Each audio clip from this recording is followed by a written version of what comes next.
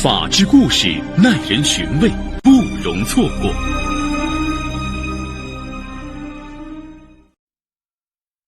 2010年5月，苏州一家大酒店，一场隆重的结婚典礼正在举行。新郎朱江涛和新娘赵媛媛缓缓步入会场。当证婚人要求新人宣读一辈子相扶相守的誓词时，新郎的脸上闪过一丝不易察觉的忧伤。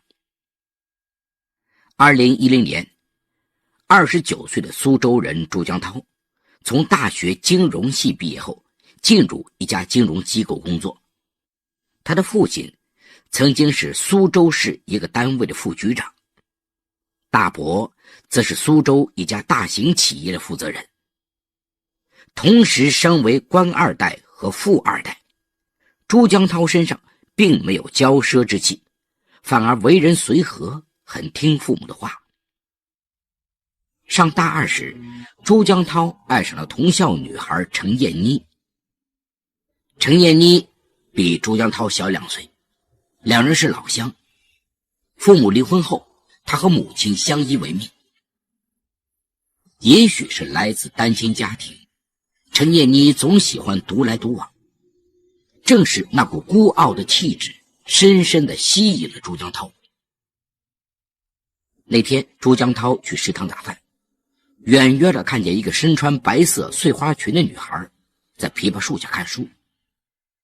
女孩戴着耳机，似乎正听着快乐的歌，嘴角还露出一丝微笑，披肩长发随风而舞，那场景就像画一样。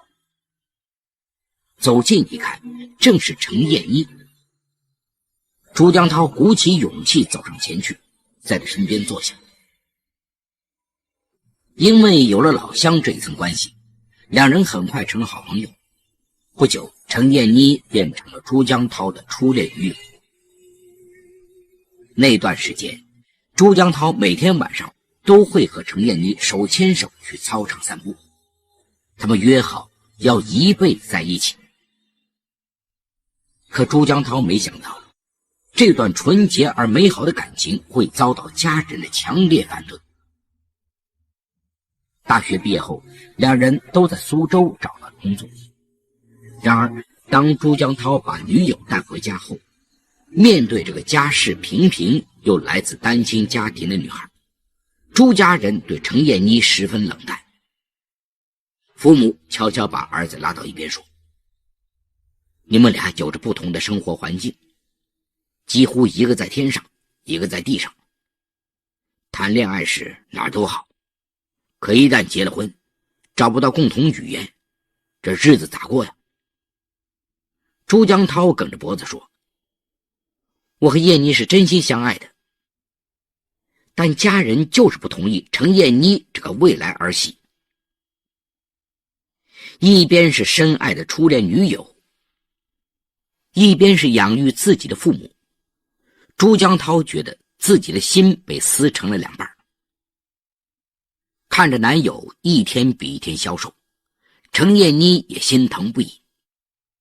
有天她终于提出分手，并把朱江涛送给她的礼物都还给了他。看着那每一封情书，每一件信物，朱江涛泪水夺眶而出。初恋的夭折让朱江涛整天心事重重，家人商量着也许给他介绍个对象，才会断了他的念想。经人介绍，朱江涛认识了26岁的当地女孩赵媛媛。赵媛媛也是个官二代，父亲也是苏州的一名国家干部。赵媛媛大学毕业后在一家事业单位工作，因家教严格再加上要求高，赵媛媛一直没谈过恋爱。第一次见面，朱江涛的帅气让赵媛媛心动不已，而朱江涛却心不在焉。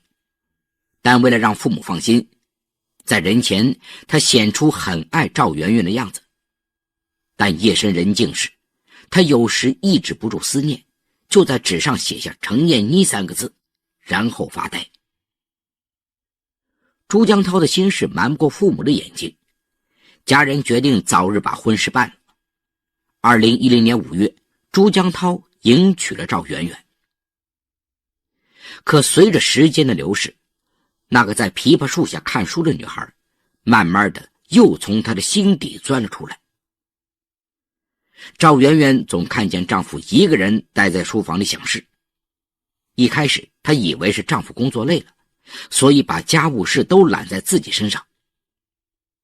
一次无意中，她在书房的垃圾桶里发现一张写满程燕妮的废纸，这才明白丈夫心里有个忘记不了的人。发现丈夫的秘密后，赵媛媛一直隐忍着什么也没说。她想，只要她好好经营这个家，丈夫的心会回来的。对于妻子的包容大度，朱江涛既感激又愧疚。就在朱江涛极度矛盾的时候，程燕妮再度出现在他的生活中。2010年6月13号，朱江涛出门办事，突然发现程燕妮独自走进一家咖啡馆，他赶紧停车追了上去。朱江涛的突然出现让程燕妮有些措手不及，她慌乱地站起身。两人也1年多没见面了，程燕妮比以前瘦了许多。为了彻底走出朱江涛的生活，她停了以前的手机号码并辞了职，目前在一家社区工作。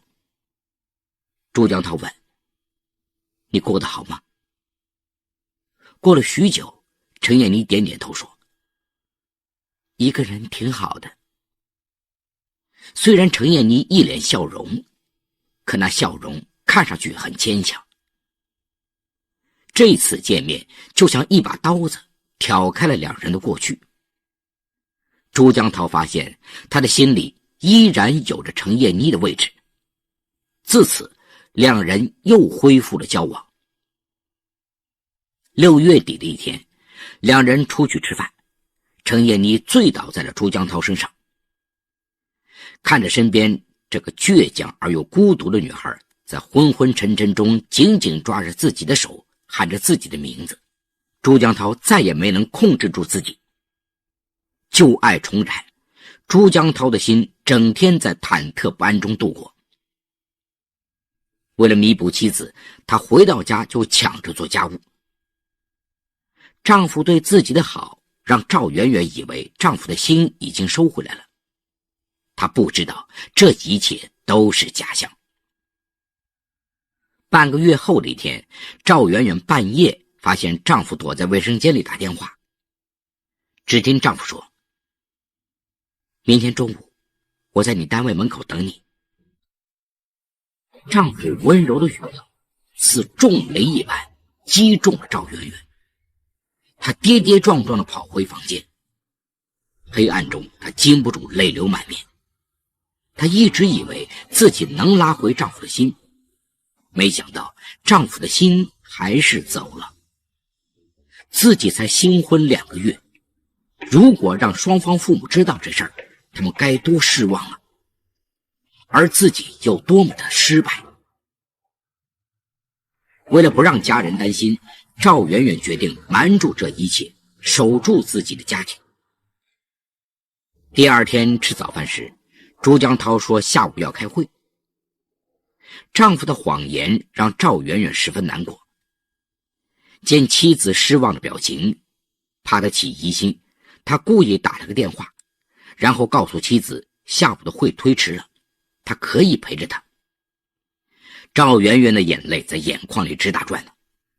高兴的是，丈夫心里还有她。接到朱江涛发来不能赴约的信息，程燕妮心情低落到了极点。她独自一人在大街上漫无目的地逛着，她更加为自己的爱情感到悲哀。是她先遇到朱江涛的，难道没有显赫的家世就不配得到爱情吗？两个真心相爱的人凭什么不能在一起？既然上天让他们再度相遇，他便不会再松开紧抓爱情的手。2010年7月10号，朱江涛回母校参加同学会，程燕妮也一同前往。走在熟悉的校园里，往日的一幕幕更加清晰。回到苏州后，程燕妮迫切地希望朱江涛能给她个交代。虽然想到赵媛媛，她也感到愧疚，可面对爱情，哪个人不自私啊？这样一想，她也就释然了。2010年8月2号，朱江涛和妻子一起回岳父家吃饭。见女儿很憔悴，赵母忍不住责怪朱江涛：“你是不是没照顾好媛媛？”听母亲这么说，赵媛媛忙为丈夫说好话。赵母点点头说：“小涛啊，我跟你爸就媛媛一个女儿，我们年纪大了，也照顾不了她，以后就指望你了。她要是受了什么委屈，我们可要拿你试问呢。”岳母说的虽是玩笑话，可在朱江涛听来，句句都像是警告。他相信自己和初恋女友的事儿一曝光，不光是赵家人，就算自己的亲生父母也不会放过他。想要离婚的念头便硬生生的被斩断了。没过多久，程燕妮电告朱江涛怀孕了。得此消息，朱江涛又喜又忧。喜的是他跟程燕妮有了爱情的结晶，忧的是他不知道该如何跟妻子坦白。程燕妮一再逼问他：“你啥时离婚跟我结婚？我能等，孩子可不能等。”朱江涛答应他，一定尽快给他一个交代。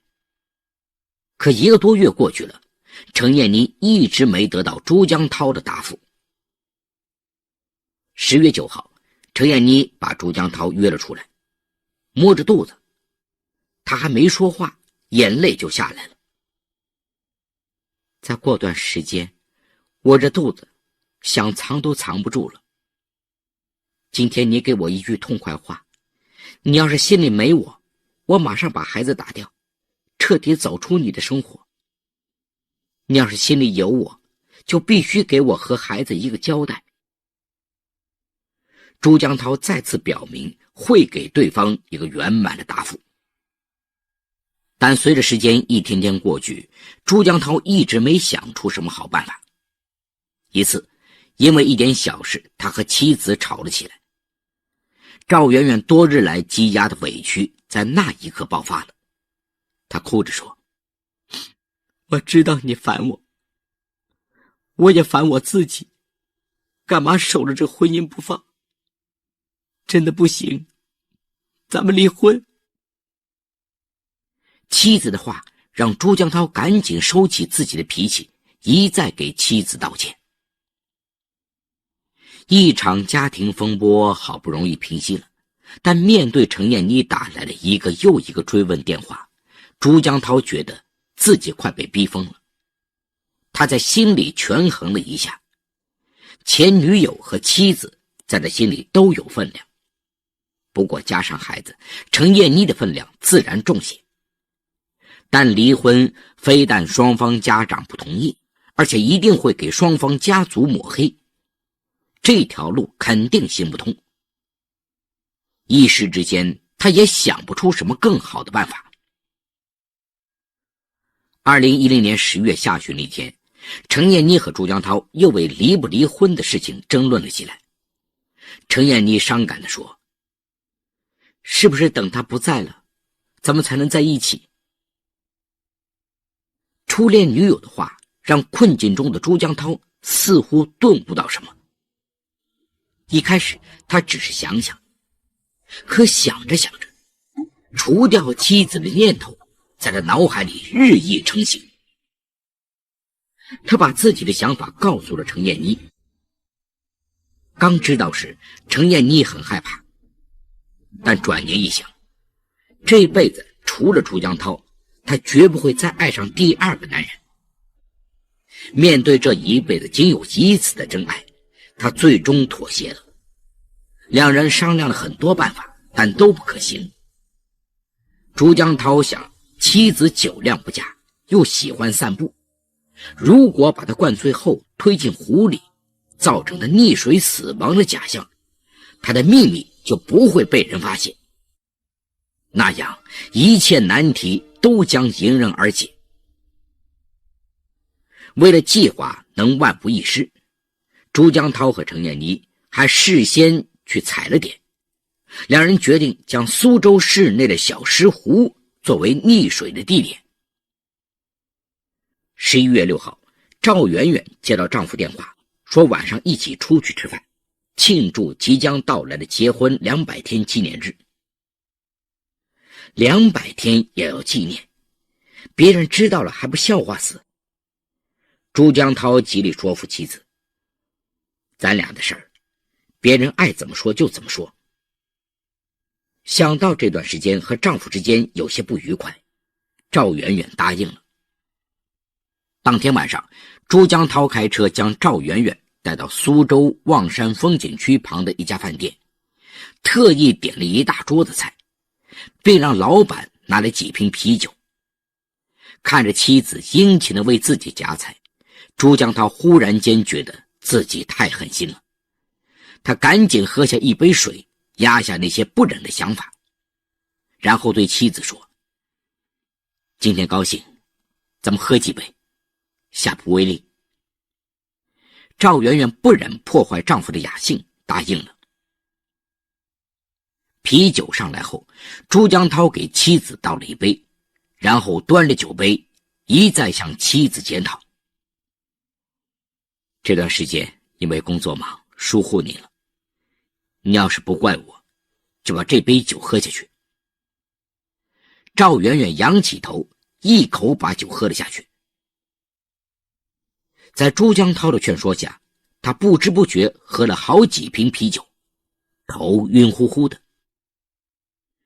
我不能再喝了，咱们回家吧。见妻子刚有了醉意，朱江涛不放心，又叫了2瓶啤酒。后经查明，那顿饭朱江涛和赵媛媛共喝了14瓶啤酒。14瓶啤酒下肚后，朱江涛还算清醒，可赵媛媛已醉得连站都站不稳了。此时已是晚上10点。朱江涛见状，把赵媛媛扶到了车上。车子开到小石湖公园时，朱江涛把赵媛媛带下了车。已经昏昏沉沉的赵媛媛只能跟着丈夫的脚步走。朱江涛一边扶着妻子，一边对着说：你喝醉了，散散步可以醒醒酒。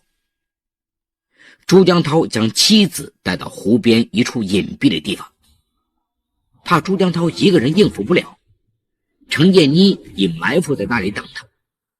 他上前在另一边扶着赵媛媛，赵媛媛也似乎没有感觉。朱江涛与程燕妮你看看我，我看看你，站在岸边，谁也没先迈出那一步。已经到了这个地方，想回头也难了。朱江涛狠了狠心，一下子将妻子推进湖里。无辜的赵媛媛甚至来不及呼救，就沉入冰冷的湖水里。她怎么也想不到，她深爱的丈夫会用她的生命来为她的初恋开拓出一条血路。把妻子推进湖里后，朱江涛让程燕妮赶紧离开，而他则跑进路边一家咖啡馆内上厕所。他知道像这种休闲场所肯定装有摄像头，到时他就有了不在场的证据。晚上11点，赵媛媛的舅舅突然接到朱江涛电话：媛媛跟我出去吃饭，喝了点酒，吃过饭后他嚷着要到小石湖走走，可等我从旁边咖啡馆上厕所出来，他人就不见了。听到这个消息，赵家人乱成一锅粥，亲戚朋友都出去帮着寻找。朱江涛故意装作很着急，在小石湖附近一遍又一遍地呼喊着妻子的名字。想到这么长时间，妻子肯定已经离开人世。朱江涛故意把赵媛媛堂弟带到妻子溺水的地方，指着漂浮在湖面上的一团黑影说：“那是什么？”堂弟拿手电筒一照，像是一个人，他赶紧叫来了大伙。等民警赶到，将黑影打捞上来，赵家人这才看清黑影就是赵媛媛。见妻子已经没了鼻息，朱江涛紧紧搂抱着妻子，一副悲痛欲绝的样子。